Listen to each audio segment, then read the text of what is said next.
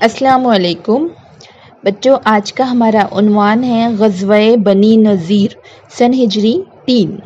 بچوں، غزوہ بنی نذیر سن ہجری 3 سن ہجری میں ہوا، جس کا سبب یہ ہوا کہ جب ہمارے پیارے نبی مدینہ طیبہ ہجرت فرما کر تشریف فرما ہوئے تو یہودیوں کے 2 قبیلوں نے جو مدینہ طیبہ کے باہر رہتے تھے آپ سے عہد کیا کہ ہم آپ کے موافق رہیں گے اور آپ کے لیے کوئی برائی نہیں کریں گے۔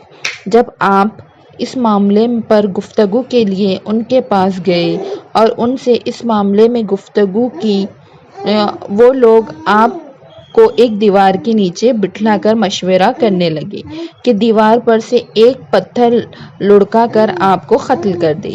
آپ صلی اللہ علیہ وسلم کو وحی سے اطلاع ہو گئی۔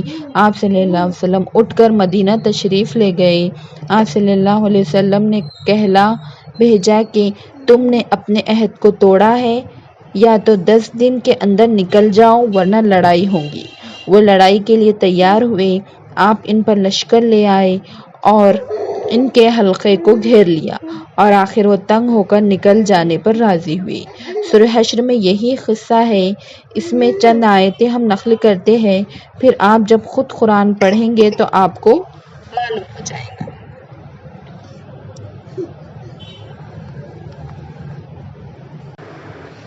اللہ پاک کی پاکی بیان کرتے ہیں، سب جو کچھ آسمان اور زمین میں ہے، اور وہ زبردست حکمت والا ہے۔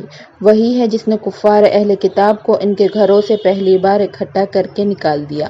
تمہارا گمان بھی نہ تھا کہ وہ کبھی اپنے گھروں سے نکلیں گے، اور خود انہوں نے یہ گمان کر رکھا تھا کہ ان کے قلعے ان کو اللہ سے بچا لیں گے، سو ان پر اللہ کا عذاب ایسی جگہ سے پہنچا کہ ان کو خیال بھی نہ تھا، اور ان کے دلوں میں رعب ڈال دیا کہ اپنے گھروں کو خود اپنے ہاتھوں سے اور مسلمانوں کے ہاتھوں سے اجاڑ رہے تھے۔ سوائے عقل مندوں، اس حالت کو دیکھ کر عبرت حاصل کرو۔ بچوں، پھر آگے چل کر اللہ تعالیٰ فرماتے ہیں، سورہ حشر پارہ نمبر 28 آیت نمبر 4، ترجمہ: یہ اس سبب سے ہے کہ ان لوگوں نے اللہ اور اس کے رسول کی مخالفت کی ہے، اور جو شخص اللہ کی مخالفت کرتا ہے اللہ تعالیٰ اس کو سخت سزا دینے والا ہے۔